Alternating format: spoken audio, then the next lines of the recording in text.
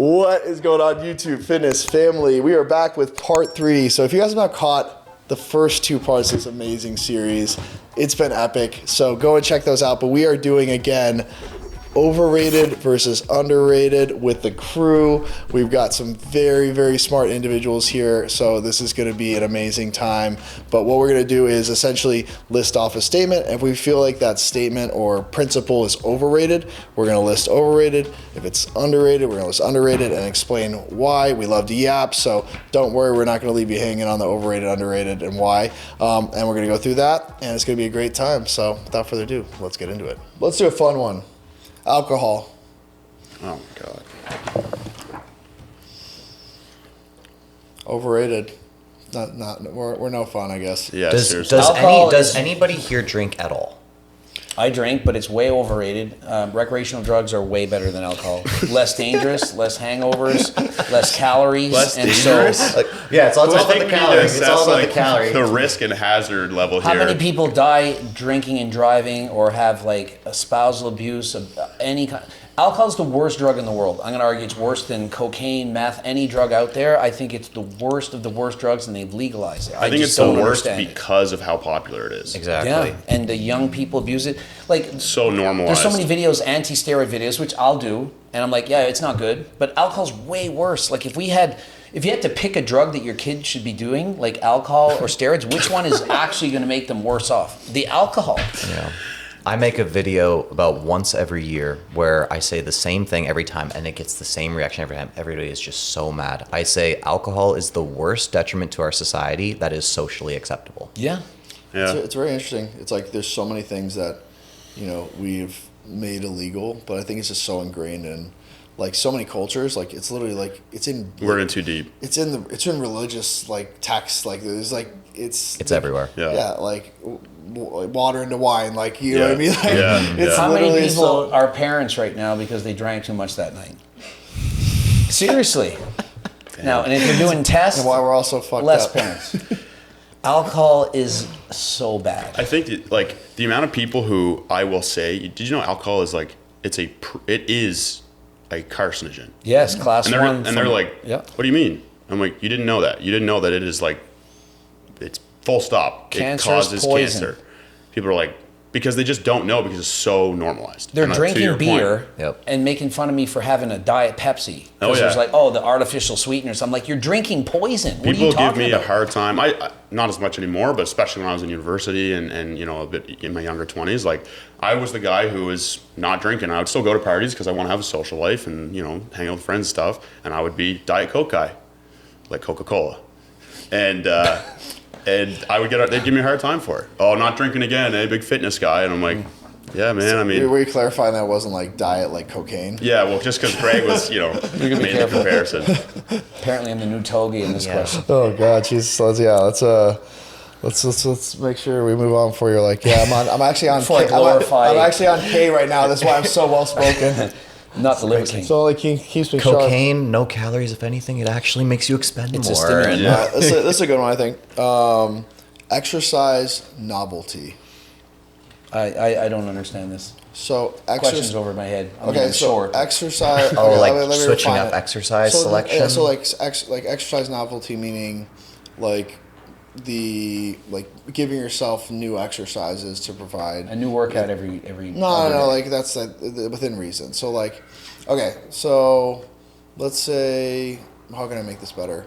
I'll have to be short for the video. I've got my answer. I know. So what like, you're I gonna think if you guys understand, basically meaning like exercise novelty is a principle to either like get more gains, have more Like fun not in the just gym, benching? not just like progressively overloading, All right, sure. like 4 or 5 core exercises for like over time, like so adding in Sure. instead of like dumbbell lateral raise and just Got it. continually overloading, adding like a cuffed cable Y raise, or like a Arsenal lateral raise, or so it's like similar exercises, movement patterns, Yeah. but you get novelty from like doing something different, or a dumbbell row versus like a bench supported cable row from like a low position.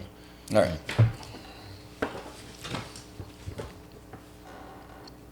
As predicted. All right, and the only, He was setting this. I knew he's going to. Yeah.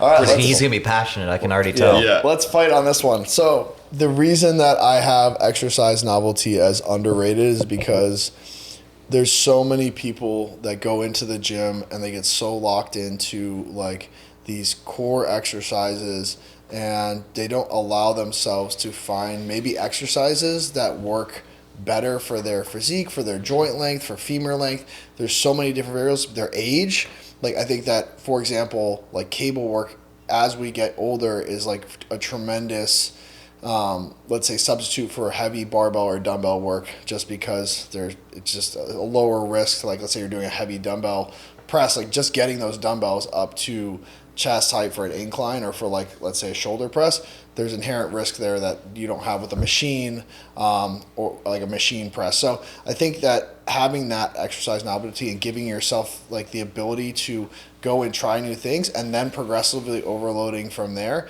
within reason. So if you're jumping around to different exercises every single week, you are limiting yourself from creating a skill within that exercise to then progress it, because skill is a huge component and form is a huge component to be able to actually target the muscle group you're trying to hit. So yes, at this point in my career, I can use a ton of different novelty and hit the same muscle group with like 12 different exercises I know that are pretty synonymous, and my skill level is so high, but I literally do this for a living. So I think it's within reason, but I think that there's also this kind of counter side where it's like you have to pick these exercises and progressively overload them. But I think what happens is it goes like this, and then you go like this, and then the injury risk gets way higher because your strength gets higher and your skill gets higher, and then like there's inevitable kind of taper off and then drop off, even like, you know, with the knee pain and stuff like that. If you are trying to progressively overload, you know, there is going to be a time where I think it breaks, and I think that's where exercise novelty can be extremely beneficial.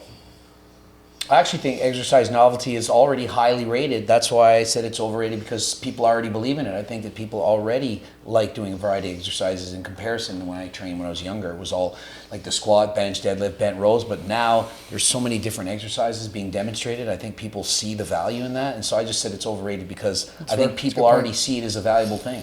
Okay. That was actually more of the angle that I was coming from, because I would see people, they'd be like, oh, well, I'm stalling out on such and such an exercise. It's like, so I should be switching it out, right? And it would be after like 6 or 7 weeks. They'd be like, well, I saw this exercise here. And so I'm like, well, I mean, you could use the same seated hamstring curl for 3 years and continue to progress on it and continue to do well with it. But then you have people who are like, well, the exercise got stale. There's the whole staleness argument and everything. So I guess it would really depend on which crowd you're talking to. Are you talking to the people that are switching around all the time? Or are you talking to the people like Eric, where it's like, yeah, like you've been doing this for a super long time, and maybe there is a little bit of a way that you need something else for your specific needs? I have no issue with that whatsoever. So I guess it would really depend on the crowd you're talking to. Yeah, that's a great answer. I go with overrated just because I think a lot of people are under the impression that there's still a lot of people who are under the impression you need to shock the muscle. Mm-hmm. So from that standpoint, like that's not a thing. I think that it's also overrated from the standpoint of people will hit a plateau and their immediate solution is switch out the exercise. I don't really subscribe a whole lot to the whole staleness argument. Like from a like mechanistic standpoint, until you've maxed out the fiber size of the muscle fibers that have the best leverage at a joint angle that, you know, that exercise trains, that's really the only way you can truly like plateau with that exercise. I think a lot of times people look to switch out an exercise rather than like looking at their volume or frequency, which is the first thing I always go to, because like you said, I mean, I've seen progress as long as I'm tracking carefully and making sure I'm making objective adjustments to my training volume and frequency.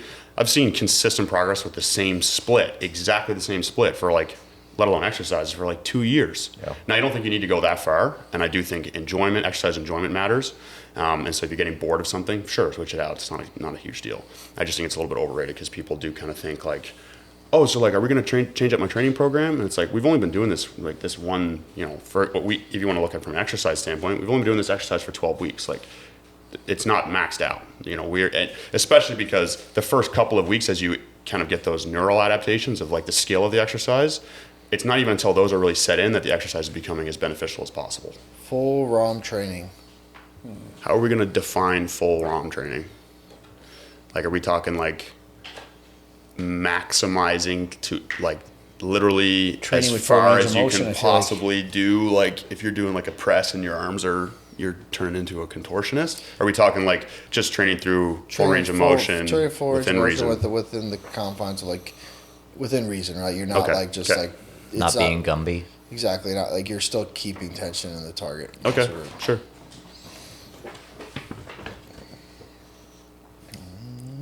All right, Joel. Yeah, I'm going to be the odd one out here. And the main reason for that is because when I go live, when I do different exercises, I have people all the time, that's not full range of motion, that's not full range of motion. I'm like, well, what is full range of motion to you? And they'll give me what I call arbitrary range of motion, where it'll be like, okay, well, you need to go from X point to X point. I'm like, okay, but if I went from X point to X point, all I did was take a little bit of tension off of the muscle or put it onto something else as I was going. So like let's take even a bench press, for example. Most people are using that for their chest, not their triceps. And so for me, I would go up until it was about to transfer pretty much all of the energy from my chest to my triceps. I'd go back down. People say, that's not full range of motion. That's not full range of motion. I'm like, no, what you're talking about is just taking it through joint angles. Like that, those joint angles aren't going to give me additional gains for my chest when I'm going from here to here. That doesn't actually do anything for me. So in that sense, I would say full range of motion is overrated just because people don't really know what the range of motion is meant for. And that's what I'm referring to. A good answer. I mean, as for me, it's underrated just because of the health benefits I've gotten from full ROM training. And I was, walking Evan through kind of the progression I do on the leg press, just as like from a mobility aspect and the way I start every single leg day. Like I used to have debilitating knee pain, debilitating shoulder pain. I would have to warm up my shoulders for like 20 minutes before starting a workout. Like I can literally go grab like a 40-pound dumbbell comfortably right now and do like for first rep, like great dumbbell raise with no pain. And I think that's a testament to not the crazy amount of mobility I do, because I do absolutely none, admittedly, outside of my training, but I use my training to create those stretch adaptations. So, okay, maybe there's like a 4% downside from like getting to that super lengthened position from like a fatigue or ability to drive max mechanical tension.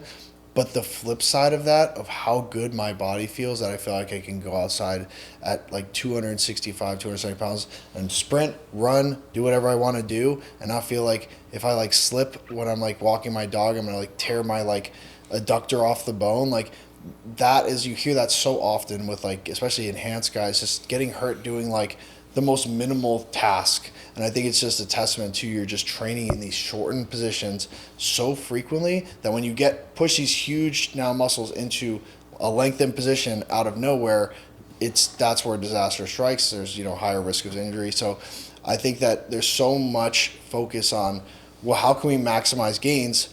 But like if you are maximizing gains and not really thinking about what is the downside risk, then I think that's where we run into the problem of injuries, not only acute, but chronic. We're talking about chronic knee pain, chronic shoulder pain, lower back pain. And I think that training in this style has helped me and so many people that I've coached through it to improve on that. So it's almost that dual benefit. So there's maybe a small marginal downside to maximizing mechanical tension or growth, but the upside potential is so tremendous to it that I think it outweighs that.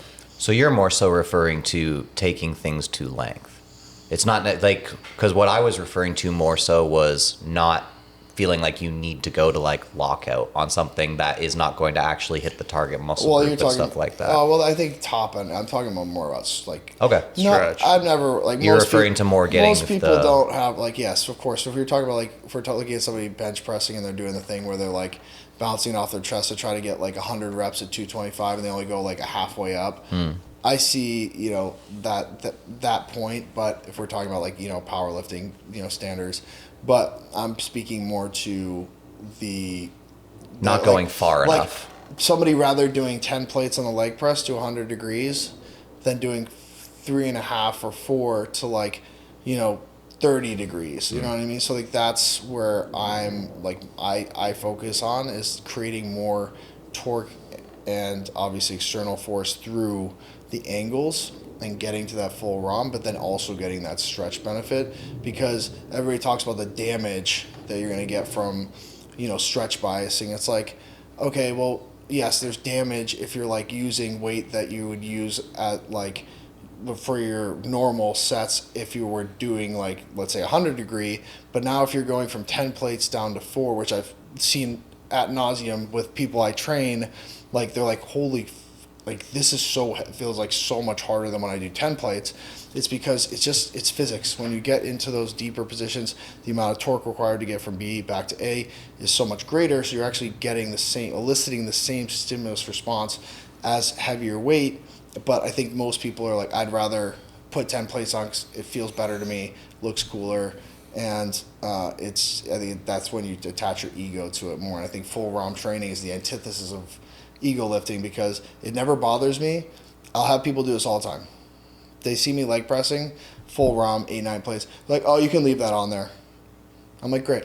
And then I sit there and watch, and I'm like, yeah, that's exactly how I thought those reps were going to look. Mm-hmm. And like they're almost like making a point of it, but it never bothers me. I'm like, I don't need to be the one that is lifting the heaviest weight in the gym, even though, you know, I'm bigger than somebody and they can lift more than me to lesser range of motion. It doesn't bother me at all. I put underrated, but I feel like it's adequately rated because, like you said, there's a lot of people who kind of just arbitrarily are like full ROM's best.